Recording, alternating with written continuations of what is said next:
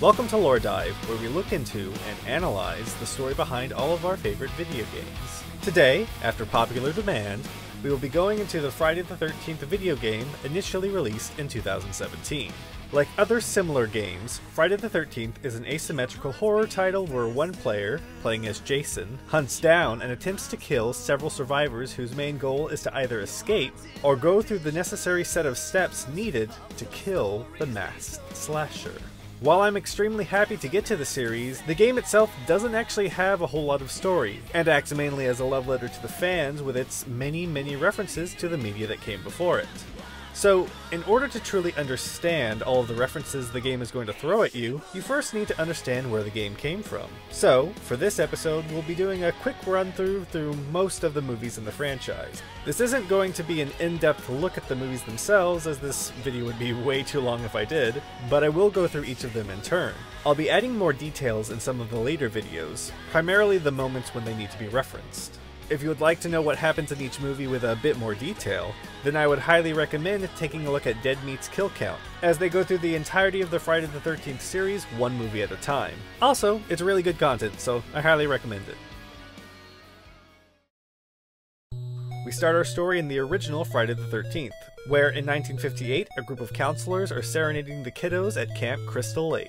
Eventually, two camp counselors decide to go off and have a little fun when they are killed by an unseen murderer. These deaths, along with the drowning of a boy a year earlier, leads to the camp being shut down. A little over 20 years later, a man named Steve Christie decides to reopen the camp. He hires Alice, along with a host of other counselors, to help him in this endeavor. One by one, they are killed off by the same murderer as before, until only Alice remains. Here it is revealed that the killer is a grieving mother named Pamela Voorhees, who killed everyone in order to prevent the camp from being reopened. You see, it was her son Jason who had initially drowned, according to her, and the counselors were too busy off making whoopee to notice. Mrs. Voorhees attempts to finish her rampage by killing Alice, but unfortunately for her, Alice gets the better of her and decapitates her with a swing of her own machete. Alice rows out to the middle of the lake, where she hallucinates a young Jason tipping over her boat. Part 2. This is, however, revealed to only have been a hallucination, as we quickly find out that Jason is alive and well, relatively speaking anyways, which kind of makes his mother's killing spree somewhat misguided and creates a giant plot hole that the series never really tries to fix. But you know what? Screw it. A lot of things aren't going to make sense in this series. Just months after the events of the first film, Alice is trying to get over the traumatic incident, but Jason isn't so willing to let it go, showing off his mother's head before killing Alice with an ice pick. 5 years later, we have a new camp being set up near Camp Crystal Lake, along with a new set of camp counselors. Really, most of them are unimportant to the story except for Sandra, Ginny, and Paul. As you can probably guess, Jason picks them off one by one, or on occasion, two at a time, before we are finally left with the two final counselors, Ginny and Paul. Ginny manages to use some of her patented child psychology on Jason, tricking him into believing that she is his dead mother, before slicing him in the shoulder with a machete. Ginny definitely survives her ordeal, as possibly does Paul, but this is never confirmed. Either way, Jason definitely doesn't die because we see him in Part 3. Taking place the day after Part 2, Part 3 follows a group of teens going to visit Higgins Haven, owned by the family of Chris Higgins, who is our final girl for this movie. Along with Chris are her friends, including Shelly, who is the original owner of Jason's patented mask, and Chris's boyfriend Rick, who shows up on his own. Shelly runs afoul of a local biker gang, whose members include a character named Fox. After all of our soon-to-be corpses are introduced, we continue the usual Friday the 13th ledger with all of our characters being killed off one by one, until only Chris remains. After a long fight with Jason, Chris manages to temporarily end his rampage by hitting him in the head with an axe. While Chris remains pretty mentally scarred by this incident, Jason is downed, but definitely not out, because of course we have Part 4, the final chapter, which is of course not the final chapter, not by a long shot, but it does introduce the audience to Tommy Jarvis, a young, slightly dorky kid, who along with his sister Trish act as our main protagonists for the movie. Taking place yet again the day after Part 3, Jason, only temporarily incapacitated by that blow to the head, makes a recovery and gets right back to killing horny teenagers. This includes a large group that are hanging out at a nearby house, but for our purposes, the main ones to take a look at are Tina and Terry. They also meet a man named Rob, who is later revealed to be hunting Jason. Rob also happens to be the brother of Sandra, one of the teenagers killed in the second movie. Literally every single teenager is killed off, as is Mrs. Jarvis and Rob, before the combined ingenuity of Trish and Tommy lead to Jason's death. For real this time. Part 5. Despite both Pamela and Jason being super duper dead at this point, the series managed to limp on. This movie follows Tommy Jarvis some years after the death of Jason Voorhees. It seems that Tommy isn't quite over his death nor the death of his mother, as he has been shifted about various mental institutions. This leads him to Pinehurst Halfway House, a home for troubled teens with the intention of reintegrating them into society. Here we meet Dr. Matt Letter, but more importantly, his supervisor Pam, with Violet being the one to eventually spawn a character in the game. Along with him is the cook George and his grandson Reggie. One of the characters, Joey, is found to be extremely annoying by the rest of the cast, but it's still pretty messed up when Vic ends up killing him with an axe. Jeez, he wasn't that annoying. The police and paramedics are called, and one of the paramedics, named Roy Burns, gives a surprised Pikachu face when he sees Joey's dead body. From here we run into two random greasers who are trying to get their car started. These greasers' names are Vinny and Pete, and the only reason I'm mentioning them is because they actually have a character that's based off of them in the game. While trying to get the car working, they are killed by Jason? What? Wait, why did this movie focus on these two characters only to kill them immediately? Yeah, the movies end up doing this a lot from here on out. From here, we've got a pretty much standard run-of-the-mill Friday the 13th story, with everyone dying one after another. Tommy does get a bit of spotlight when it focuses on his PTSD due to his past with Jason, but he largely takes a secondary role in the movie. This is shown by the time that most of the cast has been killed off, as the only characters left are Pam, Reggie, and Tommy. He immediately becomes useless at the end of the movie, leaving Pam and Reggie to survive on their own for the most part. Through the harrowing set of events, the three eventually manage to defeat the killer, only to find out that, wait, what? It wasn't Jason. It's Roy Burns? No, say it isn't so. Who's Roy Burns again? It's revealed that Joey, the boy at the beginning who was killed by Vic, was Roy's son, and, you know what, no one really cares. He got a revenge boner and started murdering people. The movie ends on a cliffhanger, hinting that Tommy may be the next killer in the franchise, and that he might have killed Pam off screen. Oh no!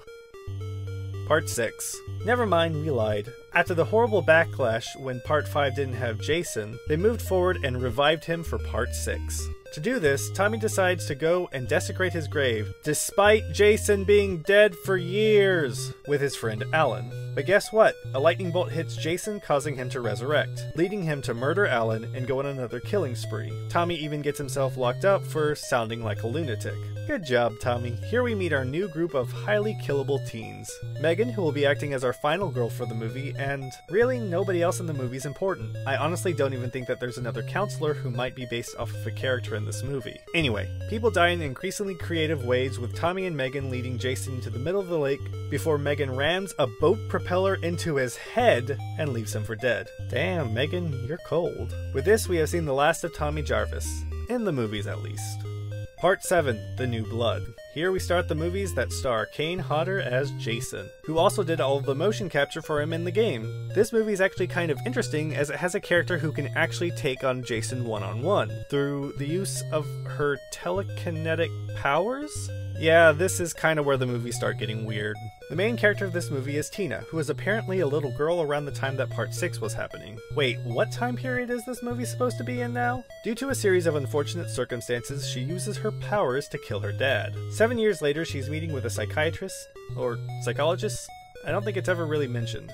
Anyway, he is supposed to be helping her control her powers, but surprise surprise, he's a complete douche nozzle and is only using her for his own ends. Tina meets several teens who are having a party at a nearby house. These local teens include Melissa and Maddie, who are really the only two important characters in this group, as they have survivors who are obviously based off of them. Tina, in a moment of despair, tries to use her powers to resurrect her super duper dead dad, but instead resurrects Jason. What's with the heroes of these later movies being the cause of why Jason is resurrected? Anyway, kids get killed, Tina's doctor is revealed to be the scumbag that he is, even intentionally sacrificing Tina's mother to save himself. This doesn't work very well though, as he doesn't survive that much longer. Eventually we have a standoff between Tina, the only other surviving character in the movie Nick, and Jason. Tina, having garnered some sort of control over her powers, and I'm not even joking about this, resurrects her dead dad, who has not decayed at all in the past 7 years, just so that he can grab Jason and drag him to the bottom of the lake again. Cool, so Tina's essentially a necromancer. Is everyone okay with this?